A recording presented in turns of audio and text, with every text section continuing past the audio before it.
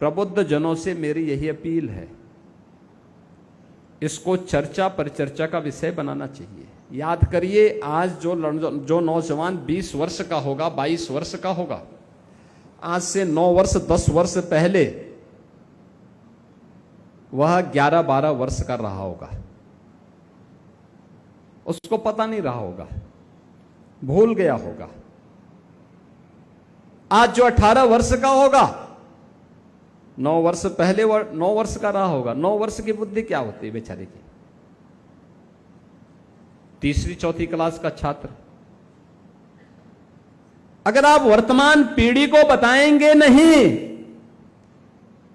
कि 9 वर्ष पहले क्या था, आज क्या परिवर्तन हुआ है, तो हमारी पीढ़ी भूल जाएगी कि अराजकता क्या होती है, गुंडागिर्दी क्या होती है, ये जातिवाद क्या होता है, ये क्षेत्र और भाषावाद क्या होता है, ये कर्फ्यू क्या होता है, ये तुष्टीकरण की नीति का खामियाजा इस देश को कैसे भुगतना पड़ा है, ये क्षेत्रीय दल कैसे शोषण कर रहे हैं, देश के साथ कैसे विश्वासघात कर रहे थे। अभी आपने बंगाल के अंदर के परिणाम को देखा होगा।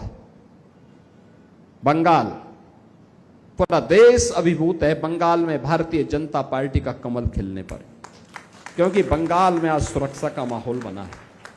रहे आप गोरखपुर में रहे हैं, रहने के लिए कोई मुंबई में होगा, कोई बेंगलुरु में होगा, कोई सूरत में होगा, कोई हैदराबाद में होगा, लेकिन वह खुश है कि बंगाल का भाई भी अब सुरक्षित हो गया है, अब कोई शोषण नहीं कर पाएगा वहां पर भी।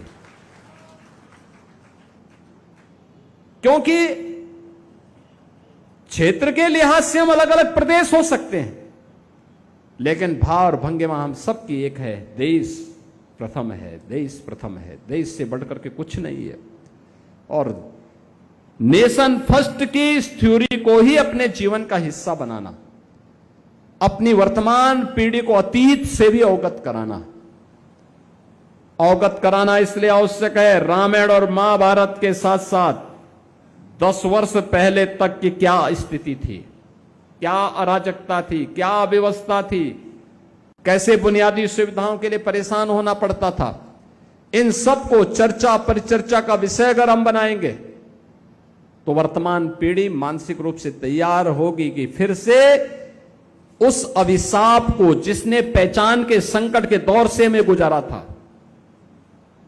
जिसने हम सबके सामने पहचान का संकट खड़ा किया था, जिसने हमारे रोजगार को छीनने का कुत्सित प्रयास किया था, जिसने उत्तर प्रदेश जैसे राज्य में जो अनलिमिटेड पोटेंशियल का राज्य है, इस राज्य के सामने पहचान का संकट खड़ा करके भारत के सबसे बड़ी आबादी के राज्य को बीमारू राज्य की श्रेणी में लाके खड़ा कर दिया था, उन लोगों को, उस अभिशाप को फिर से यूपी के ऊपर हावी नहीं होने देना है।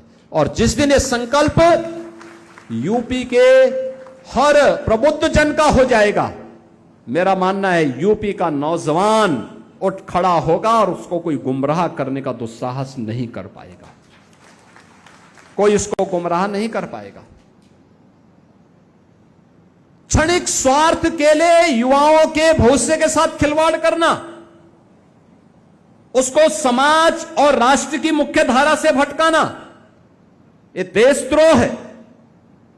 और हमें देशद्रोह की छूट किसी भी संगठन, किसी भी संस्था को नहीं देनी चाहिए। इस समाज के प्रबुद्ध जनों की जिम्मेदारी होनी चाहिए, और इसीलिए इस जिम्मेदारी के लिए आपके पास हम लोग आए हैं। आप लोग अपने मोहल्लों में, अपने आसपास, अपने परिवार में इन चर्चा परिचर्चा को आगे बढ़ाइए।